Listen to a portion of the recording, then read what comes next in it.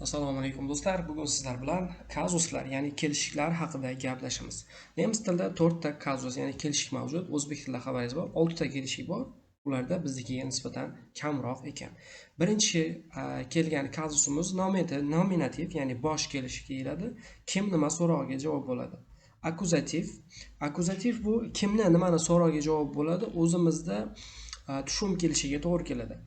Dativ kimga, nimaga so'rog'iga javob bo'ladi. Bu jo'nalish kelishiga to'g'ri keladi. Genitiv esa bu qaratqich kelishiga kimning, nimaning so'rog'iga javob bo'ladi. Har bir kazus so'zning, otning, artikelning va egalik olmoshlarining shakliga ta'sir qiladi. Quyida har bir kazusni misol bilan tanishib chiqamiz. Demak, nominativdan boshlar ekanmiz.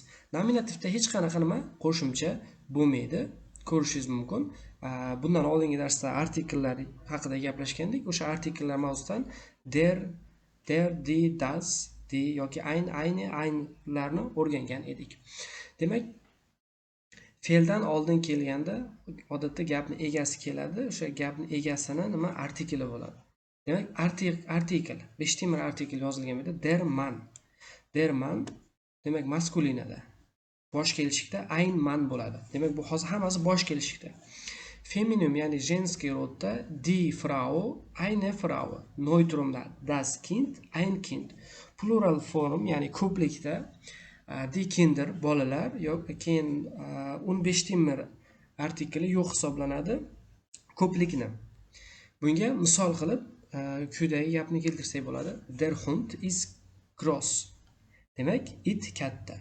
Die Frau ist nett. Ayol mehribon. Das Buch ist interessant. Kitob qiziqarli. Die Kinder spielen draußen. Bolalar tashqarida o'ynayapti kabi misollarni keltirishingiz mumkin.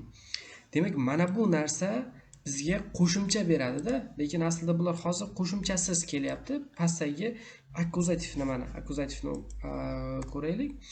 Akuzativda ko'rishingiz mumkin, ni qo'shimchasini beradi. Ya'ni when degani kimni degani, was nimani degani ma'noni anglatadi. So'roq berayotganingizda endi kimni nimani ta'sir qilayotganligini bildiradi. Odatda fe'lni to'g'ri to'ldiruvchi sifatida ishlatiladi. Demak, boshladik. Akuzativ haqida gaplashamiz. Den bo'ladi. Akuzativda den man bo'ladi. Ya'ni erkakni degani yoki aynen man, o'sha bir odamni degani. Die Frau xonimni, bir xonimni. Das Kind bolani, ein Kind bir bolani. Die Kinder bolalarni va Kinder 15 temir artikel, ya'ni noaniq artikeli yo'q. E'tibor beramiz. Der denga o'zgaradi. Qolgan holatda akuzativda o'zgarish bo'lmaydi, artikel o'z holida qoladi. Masalan, sehen fe'li o'zidan keyin akuzativ obyekt talab qiladi, ya'ni nimanidir ko'rasiz, eshitasiz, yeysiz va hokazo. Bu yerda aytyapti, ich sehe den Hund. Men itni ko'ryapman. Kauft die Tasche. Nimanidir sotib olmoq. Kimni, nimani sotib olmoq. Demak, bu akuzativ talab qiladi. Kauft die Tasche. Wir lesen das Buch. Biz nimani o'qiyapmiz? Kitobni o'qiyapmiz. Ich besuche die Freunde. Men do'stlarimni yo'qlayman yoki tashrif buyuraman.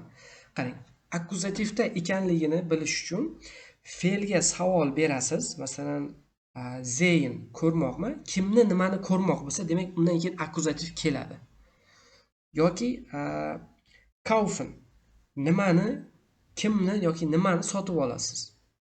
O'shanda akuzativ talab qiladi. O'shaning uchun mana shu artikellarni ishlatar ekanmiz. Xo'p, keyingisi dativ. Dativ bu jo'nalishni bildiradi.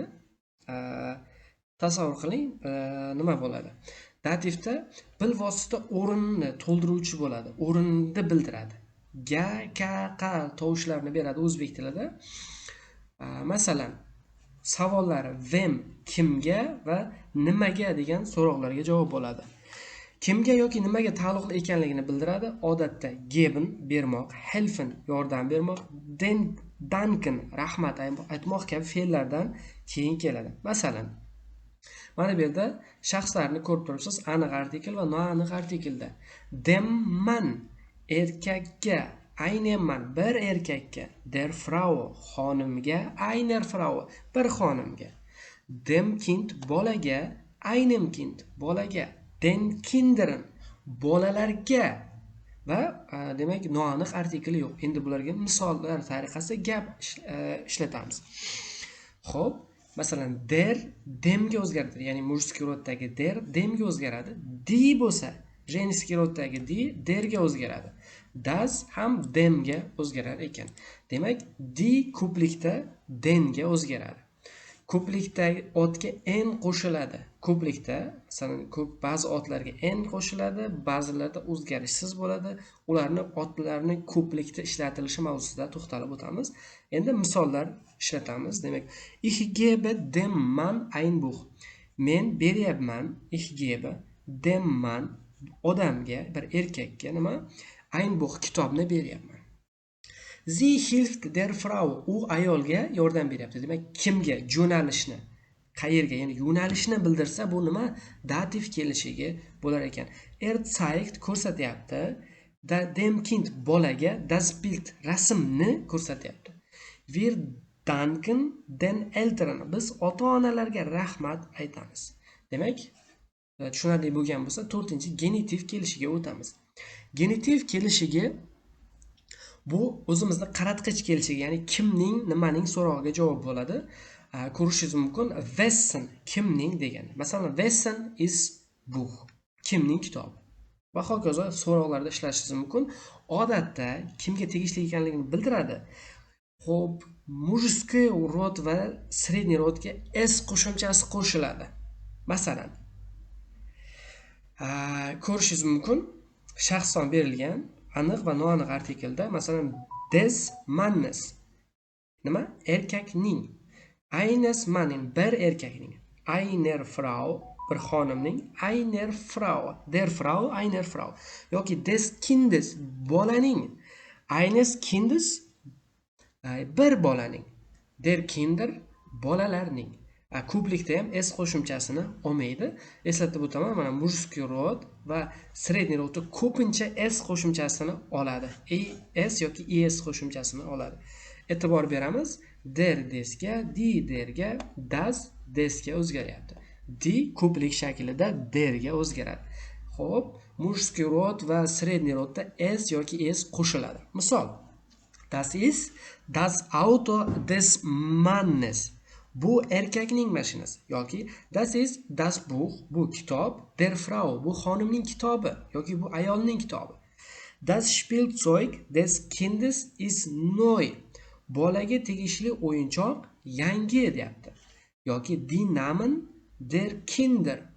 Demak, bolalarning ismi, ya'ni die Namen der Kinder sind schön. Bolalarning ismlari chiroyli deyapti. Xo'p, xulosa o'rnida nimalarni aytishimiz mumkin? Xo'p, nominativ kimni yoki nimani so'rog'iga javob bo'ladi. Akkuzativ kimni yoki nimani.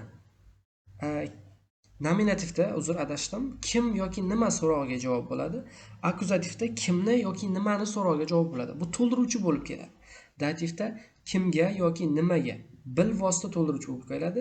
Genitivda kimning yoki nimaning bo'lib keladi. Ya'ni egalikni bildirib keladi.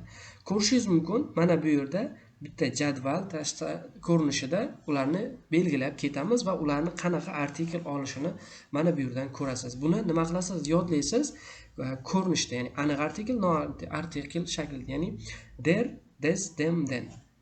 Ein, eines, einem, einen kabi yodlaysiz mana shu tartibda.